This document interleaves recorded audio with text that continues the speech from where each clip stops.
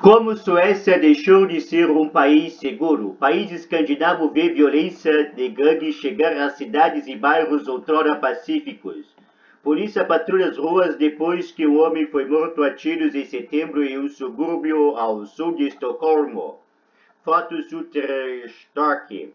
Os tiroteios e atentados a bombas que assolaram as maiores cidades da Suécia se espalharam para subúrbios e cidades mais tranquilas, abalando a reputação do país como uma nação segura e pacífica.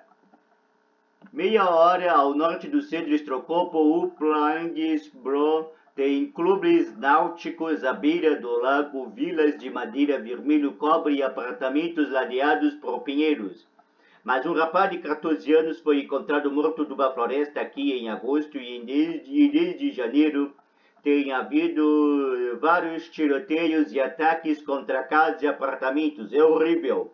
Fomos acordados por explosões da vizinhança e assustador, diz Ana Peterson, de 42 anos, que mora em Brom e tem 3 filhos. É algo de que estamos cientes, falamos muito e temos medo. A Suécia tem sido um centro europeu de tiroteios, atentados a bomba relacionados com gangue há vários anos.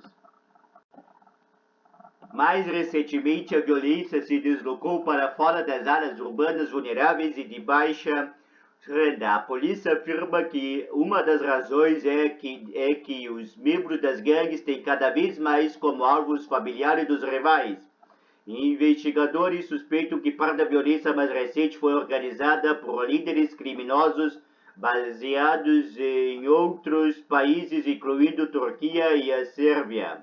Mais de 50 pessoas foram mortas em tiroteios e até agora, em 2023, houve mais de 140 explosões. No ano passado, mais de 60 pessoas morreram em violência armada, o maior número já registrado. O que começou como violência armada entre gangues de jovens que procuravam defender o seu território transformou em um ciclo vicioso de tráfico de armas de fogo e violência armada, explicou Niels Duckert, investigador de arma de fogo do Flemish Peace Institute em Bruxelas.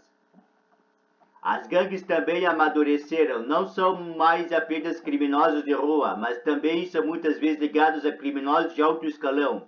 Espectadores inocentes também estão entre os mortos. Em setembro, um homem de 70 anos e outro de 20 anos foram mortos num tiroteio num pub em Sandviken, no centro da Suécia, e um professor recém-formado de 24 anos morreu em uma explosão nos arredores da cidade universitária de Uppsala. 2 homens morreram e uma mulher e outro homem ficaram feridos quando o homem armado abriu fogo neste bar lotado em Sandviken. Pouco depois, o primeiro-ministro da Suécia, Ulf Kristersson, fez um raro discurso nacional admitindo que nenhum outro país da Europa estava passando por esse tipo de situação. Ele prometeu apenas mais duras para a violência mortal. Evan Settin, escritora e advogada que representou adolescentes vítimas de tiros e suspeitas, diz que meninos de 13 ou 14 anos estão sendo recrutados por gangue muitas vezes por meio de promessas de dinheiros e roupa de grife das redes sociais. As crianças usam as suas próprias malas para não carregar livros, mas carregam os mercados de drogas da Suécia nos seus próprios ombros, disse ela à BBC durante a visita a Upplandsbro, parte de uma visita escolar nacional a mais de uma dúzia de áreas afetadas pelo crime de gangues. Outros estão tentando resolver o problema organizando patrulhas em áreas afetadas pelas drogas e pela violência. Saímos por aí, conversamos com as nossas crianças e jovens e somente a segurança de Slibane Warsami durante uma caminhada noturna em Jarva, no norte de Estocolmo, em uma noite chuvosa e com vento forte de sexta-feira.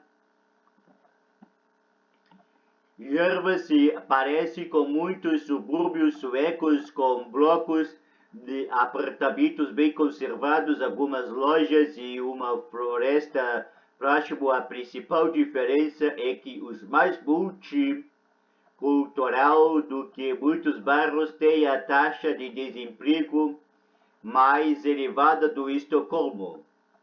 O Arsame começou a patrulhar as ruas depois que seu filho de 19 anos, que a polícia diz não fazer parte de uma gangue, foi morto em um tiroteio em dezembro de 2020. A propagação da violência de gangues para áreas outrora pacíficas prejudicou a imagem da Suécia. Foto AFP.